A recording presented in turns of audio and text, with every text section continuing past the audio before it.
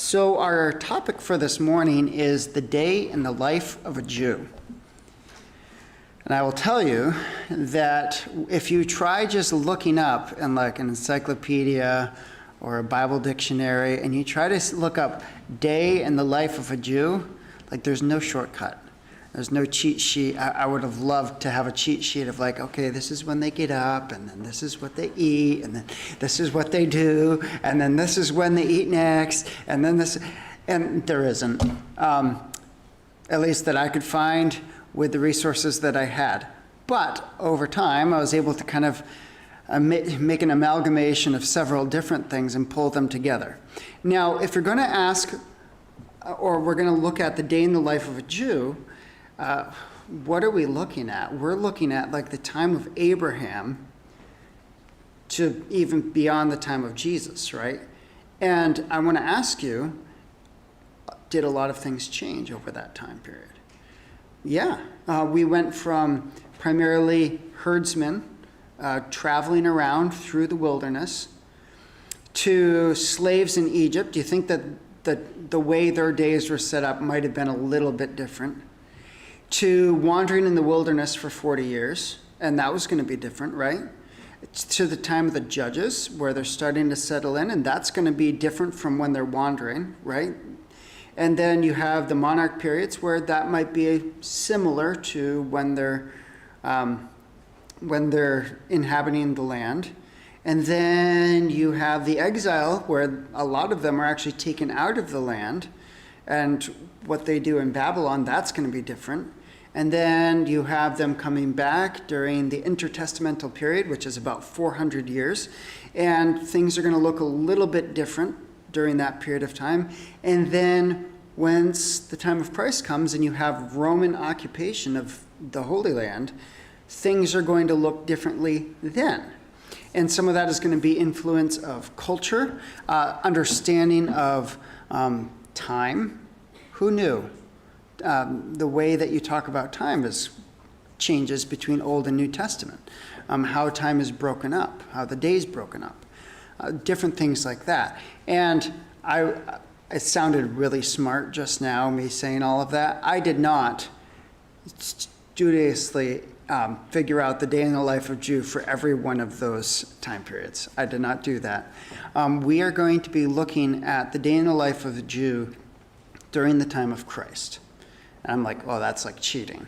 But this is what we're going with. And that's going to help us think through what the world would be like during Jesus' time. Now, there are going to be back references, some, to previous time periods and how things might have worked a little bit differently. But we're going to be looking at the day in the life of a Jew during the time of Christ. And we're going to be looking at a couple different passages to help us just kind of see what's going on with this. So to start off with, it's helpful to understand the way that Jews understood time and the day. So a Jewish day started around 6 p.m., our time, of the evening, and then went to the following day's evening. That was what their day period was. It wasn't morning to morning, it was evening to evening. So when you're talking through, or when you're reading and you are understanding what a day is and different things like that, they're thinking evening to evening, not morning to morning. Now, in the Old Testament, and you're going to see this, and someone who might be a critic of the Bible or something like, look at the inconsistencies. No, it's just written during different time periods, and you have to understand. So during the Old Testament period, the Jews, before their exile, typically broke up the day and night. Night had 3 watches, the day had 3 periods of time, is typically how you had it. And depending on the time of year, those periods might be longer or shorter. So think about this, or think about during the wintertime, because where they are is not too much different than where we are as far as in the latitude and longitude. Well, longitude, not latitude. They're not in the same latitude. So longitude, they're not too different from where we are. So during the wintertime, what's going to happen? The days are going to get longer. So your night watches, broken up into 3 periods, are going to be longer than during the summer. So because during the summer, the nights are shorter, days are longer, so your night watches are technically shorter, but still broken up into 3 periods of time. During the day, you had morning, afternoon, and evening, basically is how they pictured it, and that was judged by where the sun was. Now, when the Jews went into exile, they were introduced to a more what we think of as a time system from the Babylonians. The Babylonians had started working with clocks and time, and the way that they thought about time was a little bit different. And then by the time you get to the time of Jesus, we have the Romans who had actually invented clocks, and they had 2 12-hour periods. So they'd break up the night into 12 hours, the day into 12 hours, and it would be broken up. Now, this is where things get really confusing when I was trying to read it. Your hours would fluctuate in length because you have 12 hours during daylight, and so if your days are shorter, your hours get shorter, and the night hours get longer. I know, it's really, like I said, if it sounds fuzzy, it's fuzzy, just trying to figure out how they worked that all out. You mean an hour wasn't always 60 minutes? No, it wasn't. So depending on the time period, time was, and our understanding of time was developing. When we come to the time of Christ, 2 12-hour periods, and the first hour of the day, when you'd think of, was about 6 o'clock in the morning. Now, you'd see, so when you're reading through the New Testament, what you're going to find is sometimes it's at the 3rd hour. Well, that's about 9 o'clock. Now, this is where the confusion comes in, depending on the time of year. It would be our 9 o'clock. If the days are longer, it might be a little bit later in the day. If the days are shorter, it might be a little earlier in the day. But the 6th hour, that's the important one. It's always when the sun is at its apex. So it's always at noon. 12 o'clock noon, it's always at its apex. I know it's really confusing, but that's how time worked. And so they were looking more at, they didn't have their wristwatch that they'd pull out. They were more looking at the sun and where the sun was in order to know, okay, is this the morning hour? Is this the noon hour? Is this the evening hour? So typically, in a day in the life of a Jew, you would get up at sunup, or just before sunup, because light was precious. You weren't necessarily going to be working. They didn't have good flashlights. They had little lamps for seeing, so it's not like you're going to be walking through the fields being able to see what you're doing very well with a little oil lamp. So as soon as the sun was up, it was time to get up and start going to work. Now, this is the part that I don't know if I like. Breakfast was not a big ordeal. Breakfast was actually, they would be breaking their fast. We actually have an example of this. We're going to look at it in just a moment. But breakfast was literally just a little bit of bread, maybe a little bit of oil or something like that. Breakfast was a small meal. It was to get around, because if you think about it, preparing a big meal actually took time. It was a lot of time and preparation, and kind of interesting, it was actually looked down upon if you had a big breakfast. So I'm going to try to see if I can find the example for you. I had it printed off. Man, I lost it. But Ecclesiastes 10, 16 and 17 says, "Woe to you, O land, whose king is a lad and whose princes feast in the morning. Blessed are you, O land, whose king is of nobility and whose princes eat at the appropriate time for strength and not for drunkenness." So there was an association. If you were just living it up very early in the morning, you were a partier and a carouser, and you were out for drunkenness. So just kind of interesting. It's like, and of course we're like, wait, breakfast, like that's the most important meal of the day, right? Eat a big breakfast before you start your day. Very different. So you'd have just a little bit of a snack. They would call it sometimes the morning morsel, which I think is hilarious. The morning morsel. And so we have an example of this breaking of the fast in the book of John. So John chapter 21. Now, does anyone know what's going on in John 21? You can look at the heading. It's all right. Some of the disciples are out fishing, and Jesus calls to them, right? And they catch an amazing amount of fish.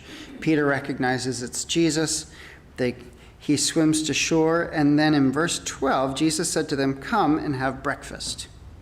None of the disciples ventured to question him, "Who are you?" knowing that it was the Lord. Jesus came and took the bread and gave it to them, and the fish likewise.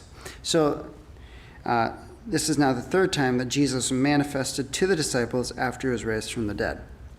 So this is an example of that breaking of the fast. It wasn't a very big meal. It was just something small, something easy to prepare. And then, after you had your breaking of your fast through the night, you would get up and get ready to go to work. So, what you did for work would depend on where your class was. So this would look like, depending on the time period. So we're going to look at this a little bit later. But during the time of Christ, the way that agriculture worked was quite often a little bit different than during the time of the monarchs. And I'm going to explain that in a little bit. But the men would go out into the fields, they would be taking care of their livestock, and the ladies, your job was primarily the keeping of the home. Now, this could mean that you were cleaning, it could mean that you're preparing meals, because meals were not something that you could just pop in the microwave. We've talked about this already. It took preparation. Sometimes you're taking the grain and grinding it before you even made it into bread. So it was a laborious, time-consuming process. But in addition, there would also be the making of fabrics and materials, whether it was from flax for linen, which we looked at that last week, or whether it was the spinning of wool and then putting it through a loom for wool. And so we've talked about this in previous times. You didn't go to the local Wally World to buy your clothes. You didn't even go to the market typically to buy your clothes. You could only do that if you were very, very well off and could pay someone else to make your clothes. Clothes were extremely expensive and time-consuming to make. So guess who made the clothes? You did. And it was typically one of the primary important jobs that a wife would be doing. And think about this, or let's think through this. We live in a modern industrialized society where a lot of stuff is done for us. Back then, being married was not just something that was considered, well, this is really nice, we should do it. Being married was quite often absolutely vital to the survival of life. Literally, a husband would not, typically husbands didn't know how to make clothes. And typically they didn't necessarily know how to make food either. And so if it wasn't for their wife or their mom, they would have a very, very difficult life. And wives had their set of skills, and they needed the protection and the care of the husband. So this was something that was very normal. But what's interesting when you look at the Hebrew system compared to other countries in the Middle East, when you talk about, as we're looking at the daily life of a Jew, typically among Hebrews, the women administered the affairs of the home with a liberty and leadership unknown to other Oriental people. They had a lot of freedom. Now, this is something else that's interesting as I was doing some reading. Guess who the tent belonged to during like the time of the patriarchs? Guess who technically owned the tent? The wife. The wife owned the tent, and the wives were the ones who chose the place to set it up and would set it up. And the men were more like guests in the tent as opposed to the wives. So that's when it talks about her tent, it was her tent. It wasn't just provided for by her husband, it was actually the wife's tent. So the tent would actually go with the wife, not or with the women, not the men. All right. So they administered the affairs of the home with liberty and leadership. Her domestic duties were more independent, varied, and honorable. She was not the slave or menial of her husband, like many other parts of society in other countries. Her outdoor occupations were congenial, helpful, and extensive. Now think about this. I want you to think sometimes they were responsible for the care of the flocks. Do we have any examples of a shepherdess in the Bible? And can anyone remember their names? There's 2 of them. Who?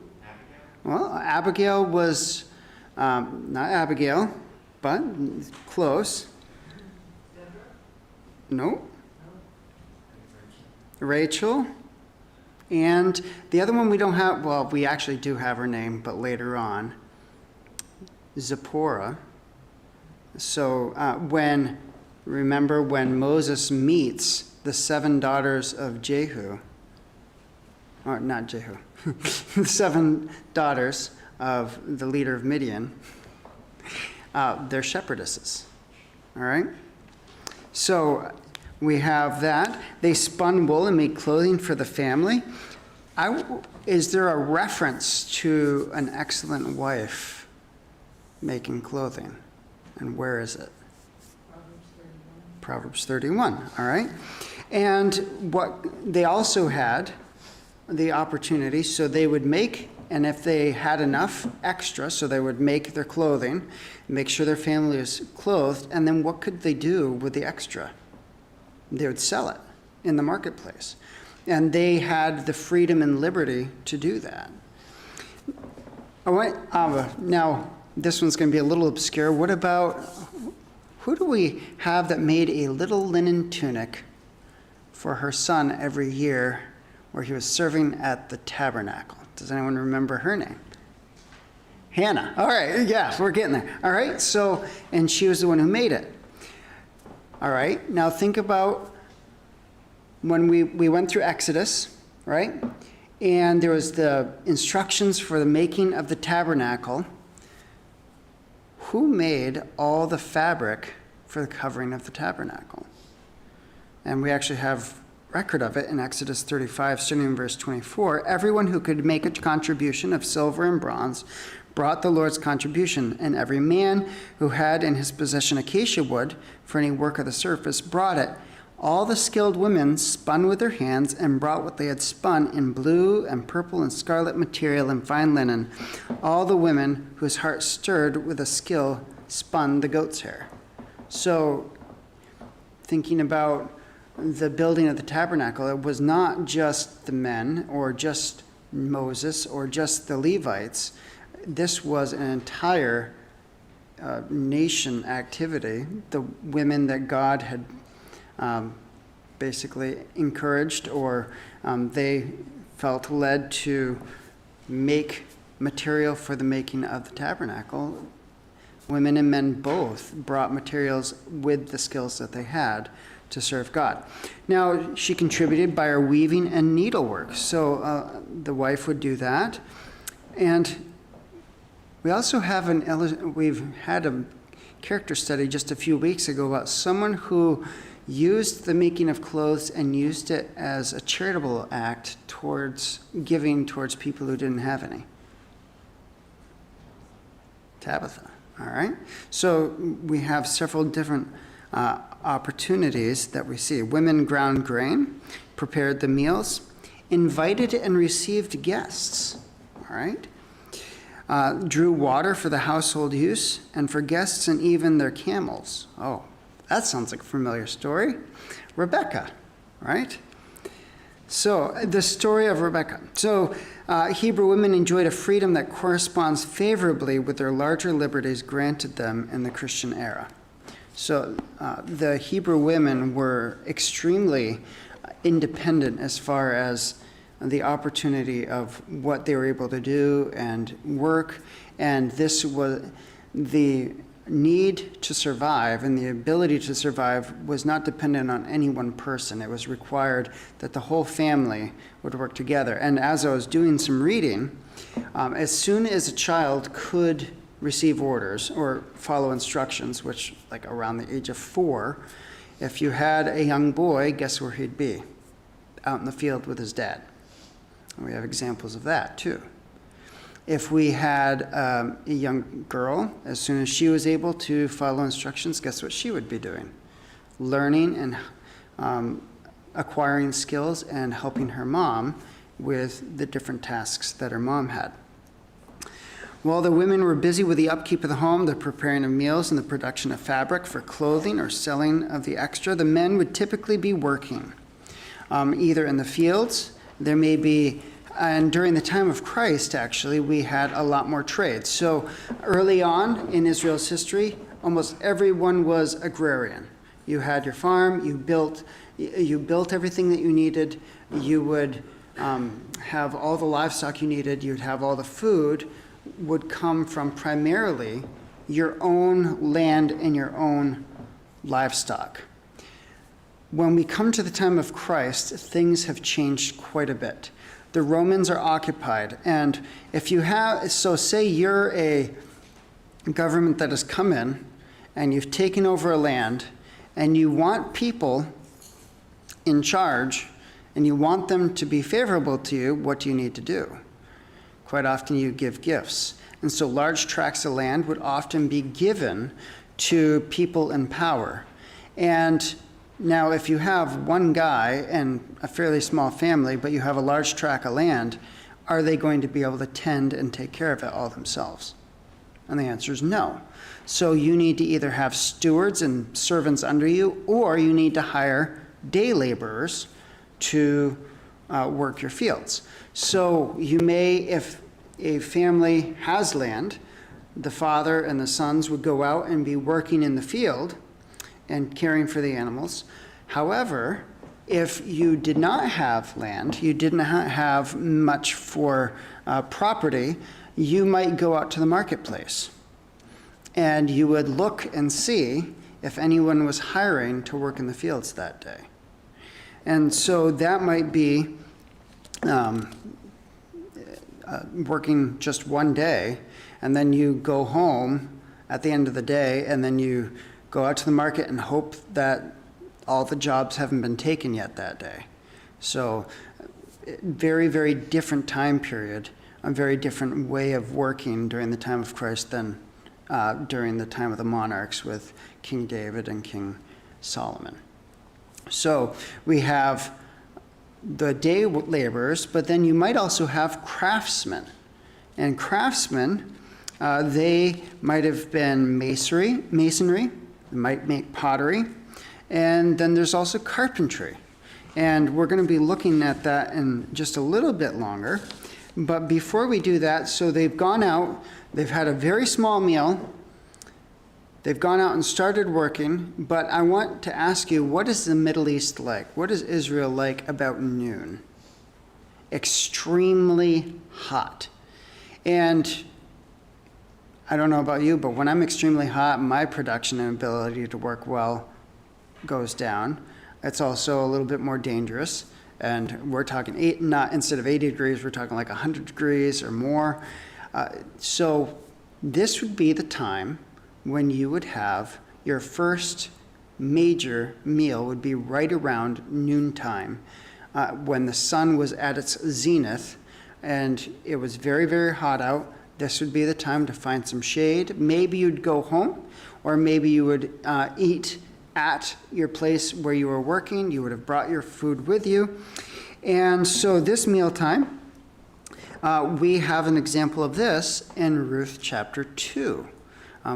When Ruth goes out and she's gleaning from the fields, we see that Boaz comes to her and says, "May the Lord reward your work and your wages be full from the Lord, the God of Israel, under whose wings you have come to seek refuge. And she said, I have found favor in your sight, my Lord, for you have comforted me, and indeed have spoken kindly to your maidservant, though I am not like one of your maidservants. At mealtime, so this would be the afternoon meal, right around noontime, Boaz said to her, come, that you may eat the bread and dip your piece of bread in the vinegar. So lunchtime, as I was looking through, this could have involved some dried fruits or different things like that. Bread was the main staple of food, and there would be some sort of dip or sop that was vinegared, help it to preserve, and add some flavor, and you would dip it in and you would eat it. You ate your food with your hands. They didn't have much for utensils back then, or at least in Israel. So, and she sat beside the reapers and served her roasted grain. So some of the other things that we have going on as I was doing some reading, you have your bread, you might have some sort of grain that you might kind of crush between your fingers or something and roast over a fire on a stone or in a pan of some sort, and you would eat that as well. So noon would be kind of the semi-big meal. It wasn't the biggest meal, but it was a larger meal. It was designed, you broke your fast in the morning. You've been working through the morning for a few hours now. It's lunchtime, it's hot. You have an hour or two of just unbearable heat, so you're going to stay in the cool, you're going to eat, and you want to have the energy to get to just about sunset. And so we have the afternoon meal, and we have the example of Ruth in the book of Ruth. And then as we move forward, though, we're going to talk a little bit more about economy. So there may have been business deals that had to be made. There might have been opportunities to try to continue working. Maybe you had to make something. What was Jesus' occupation before he started his earthly ministry? He was a carpenter, and I find it very interesting in Mark chapter 6, starting verse 3, when Jesus goes into the synagogue and he starts teaching, what do the people say? Is this not the carpenter, the son of Mary? He's the guy that made my table like a couple of years ago. What is he doing? So something else, as I was looking through and I was reading, having a carpenter in a small town like Nazareth was a pretty big deal. People could go to have their farm equipment fixed. They might have some chests or drawers or tables made.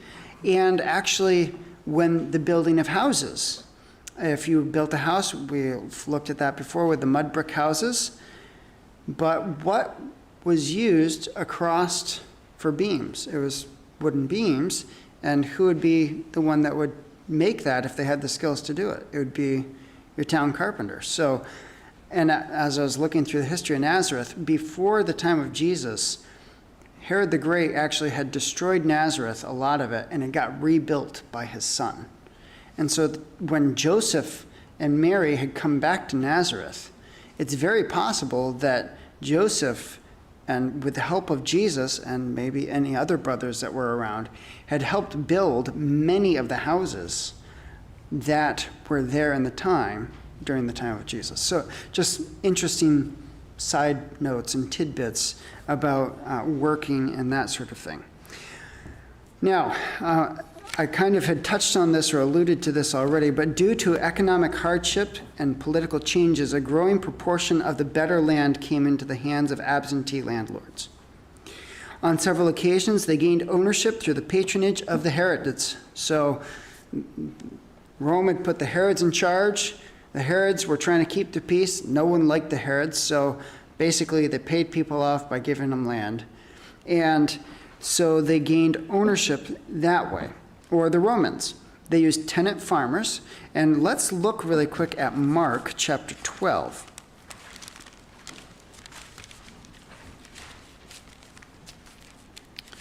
Mark chapter 12, verse 2.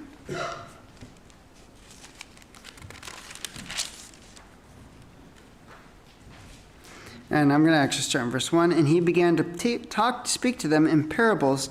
A man planted a vineyard and put a wall around it and dug a vat under the winepress and built a tower and rented it out to the vine growers and went on a journey. At the harvest time, he sent a slave to the vine growers in order to receive some of the produce of the vineyard from the vine growers. They took him and beat him and sent him away empty-handed. Now, this is a parable that Jesus is using. But if you understand what daily life was like for the Jews during the time of Christ, it helps you understand. Jesus is not using some metaphors that they have, or picture of telling a parable that they have no connection with. They understand what this might look like, where someone who is away, who owns the land, he says, hey, it's time for payment. He sends someone to get payment, and they don't pay. And they can picture this, because this is a sort of life, and they see this in everyday life, where you have the Herods, who have had someone who's owned land, and the day laborers who go out to the market hoping to find a job for that day so they can get paid at the end of the day so they can buy food for the next day, kind of thing, or whatever they might need. They picture and they can see the illustrations that Jesus is using. So they would do that. They were typically employed stewards to manage the affairs of their estates, and these landless peasants in turn became discontent with their lot and their economic helplessness. And we actually see, as we're reading through the Gospels, there's been several other instances of unrest and revolt either before the time of Christ or after the time of Christ. And ultimately, this unsettledness, this just ongoing bitterness and anger towards the Romans leads to an full-out rebellion, which leads to the Romans coming in AD 70 and completely destroying Jerusalem, and thousands of Jews are killed. But things are kind of at the simmering, starting to work towards a boil point during the time of Christ. Carpenters probably produced baskets, chests, and furniture. They would have been responsible for transporting and installing the ceiling beams in most village homes. We talked about that already. Local potters undoubtedly worked in these villages as well, but the finer ware, if you wanted really, really nice pottery, typically you'd have to go to the city or a different marketplace where they had come from, like the high quality places of pottery from Greece or Cappadocia, where pottery had been imported. All right, so there would be the continuing of working in the fields. There would be an ongoing of upkeep. Now, when we think of fields and vineyards or different things like that, we think like California, or you just go out over to like Sherman Farms, or you go, we were driving through farmland on the way to the cemetery yesterday, and it's just all these nice big rolling fields. How many of us, and I remember seeing it, I'm like, oh yeah, that makes so much more sense. What do fields in Israel look like? Or does Israel have these nice long rolling plains? Not really. It's mostly hills and mountains. And so what you actually have is a lot of terraces, a lot of step sides. And some of the things that we're responsible for is you'd have to be pruning and caring for your olives or your grapes, but also you'd want to be tending the wall so that the person's garden above you doesn't end up in your garden during a heavy rain. So lots of different things to take, and you're kind of depending on the person down below you taking care of the wall that's holding your garden up. So there's all sorts of different things and requirements or tasks that they would be doing. Now comes the part where, as the day's getting old, they've been working out in the fields, or they've been working on their carpentry or their pottery. The meal has been prepared, and the most important meal of the day is the second meal, and it's what we would consider to be supper. The family has been separated or been working, and now it is time for the supper.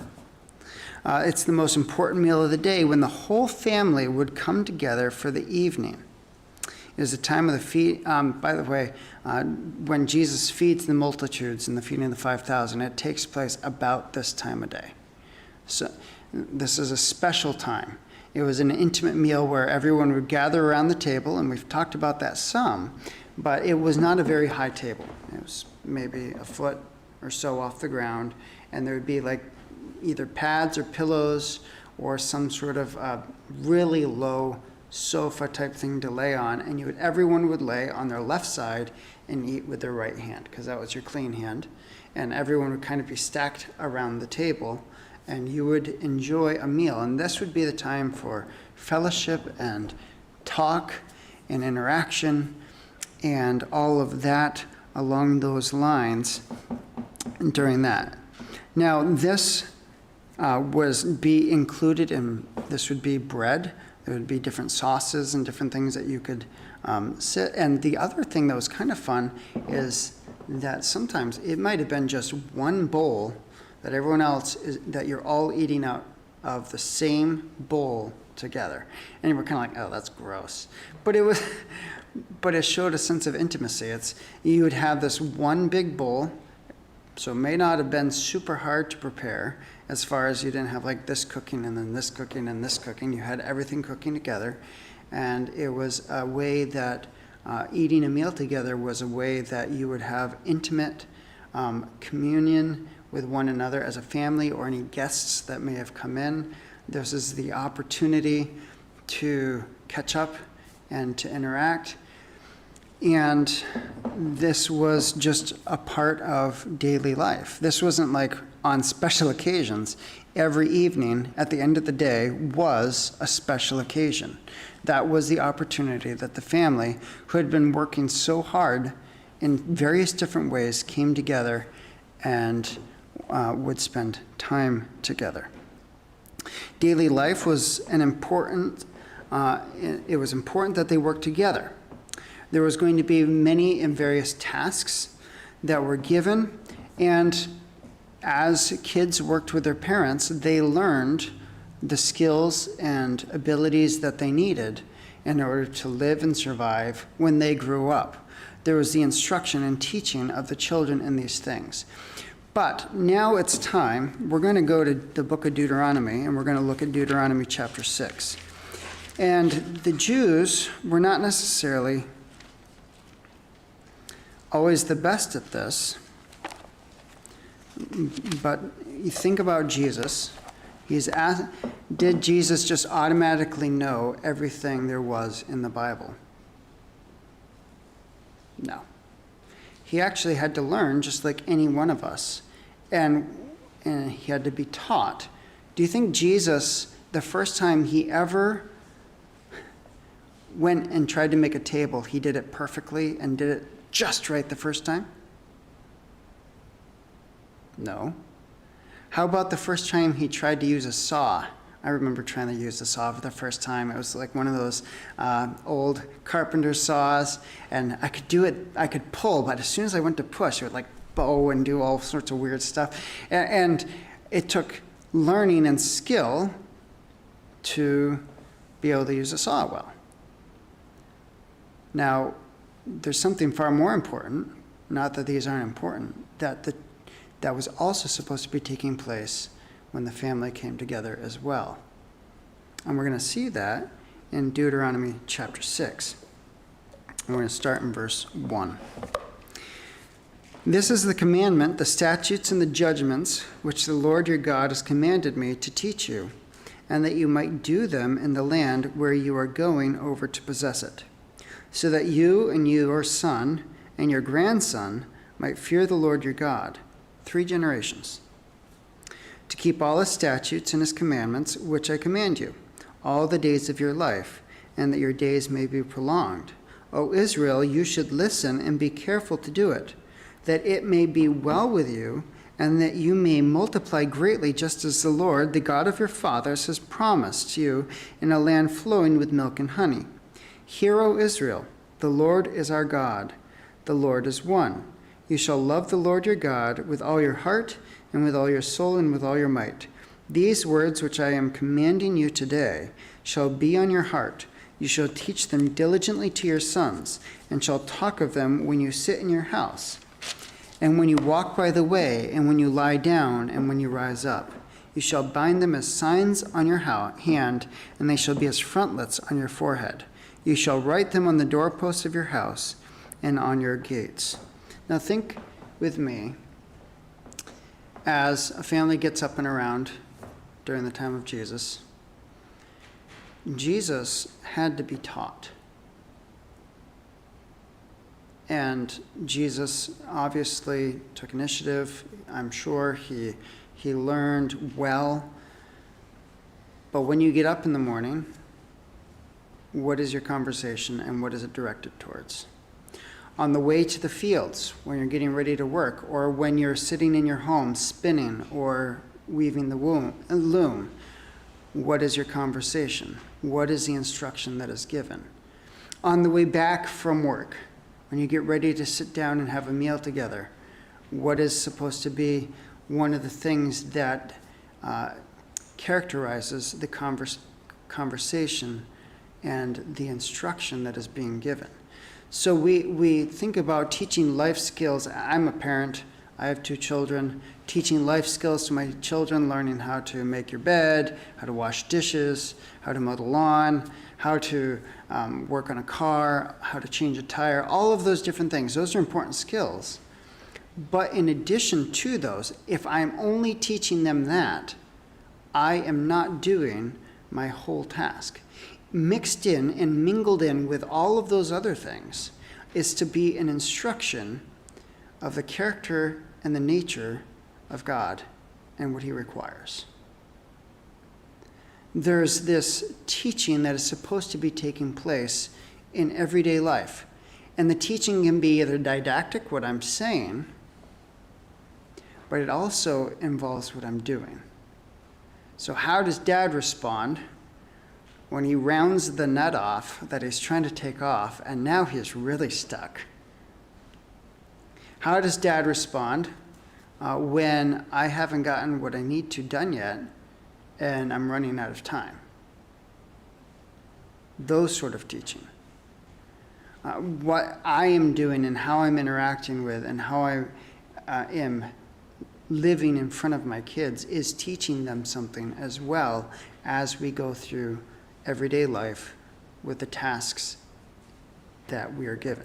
So everyday life, the teaching instruction, they got up in the morning, they went to work, they had a meal, they went back to work, came and had a meal together, a special meal. There would be instruction that should be taking place during that mealtime or after that mealtime. And then they go to bed, and on extremely hot nights, they would quite often go up and sleep on the roof, which sounds a lot of fun. But just those sort of things. As we see, we've looked at the day in the life of a Jew. There's a lot more that could be filled in. Some of it depends on the day. If you've got a holiday, it's going to look a lot different than an average day. If it's a Sabbath, which starts Friday night, that's going to look different than a typical day of the week. And so what we see is that there was to be working together, instruction, but then also the teaching of children by their parents in the ways of God. And what we actually see in verse 10, starting in Deuteronomy 6, verse 10, is a warning. Then it will come about when the Lord your God brings you into the land which he swore to your fathers, Abraham, Isaac, and Jacob, to give you great and splendid cities, which you did not build, and houses full of good things, which you did not fill, and hewn cisterns, which you did not dig, vineyards and olive trees, which you did not plant, and you eat and are satisfied. Then watch yourself, that you do not forget the Lord who brought you from the land of Egypt out of the house of slavery. You shall fear only the Lord your God, and you shall worship him and swear by his name. You shall not follow other gods, any of the gods of the peoples who surround you. For the Lord your God in the midst of you is a jealous God, Otherwise, the anger of the Lord your God will be kindled against you, and he shall wipe you off the face of the earth. You shall not put the Lord your God to the test, as you tested him at Massah. You should diligently keep the commandments of the Lord your God, and his testimonies and his statutes, which he has commanded you. You shall do what is right and good in the sight of the Lord, and may be well with you, and that you may go and possess the good land which the Lord swore to give to your fathers. So we're going to end there. What happened? They forgot the Lord their God. Did they care for their land? Not really. But did they get up? They had meal. They would go to work. They'd tend their fields. They'd have their crops. They'd have their afternoon meal. They'd tend their crops and make clothing and then have their meal together. But something ended up missing in their daily life, and that was the teaching and the instruction and remembering the Lord their God. That is easy to do when life becomes easy. And think about us as Americans today. Do we have to spend hours upon end? So we have to kill the chicken, then pluck the chicken, then clean the chicken, then cook the chicken, or grind the wheat, then roast the wheat, or cook the wheat, and then we don't have to do all of those. Our lives are significantly less complex as far as that goes. And what happens is that quite often in the busyness of our easier lives, we actually forget the very basic instructions that God had given the Israelites to when you rise up and when you walk by the way and when you lie down and when you have your meal together, are you going to be teaching and instructing in the ways of God? So that's what we have for today, the day in the life of a Jew, with trying to have some application for how do we apply this to our lives today. Let's close in prayer and we'll get ready for the morning service. Dear Heavenly Father, we thank you for your faithfulness. We thank you for your faithfulness to the nation of Israel, to your people. And we thank you for your faithfulness to us. We pray that you'd help us as we go through today, that we would not grow complacent or weary, that we would not grow forgetful of you, but that we would be teaching ourselves and one another about your faithfulness and about who you are. We pray that you'd be with us this morning as you prepare us for the morning service. You'd be preparing our hearts even now. In Jesus' name we pray. Amen.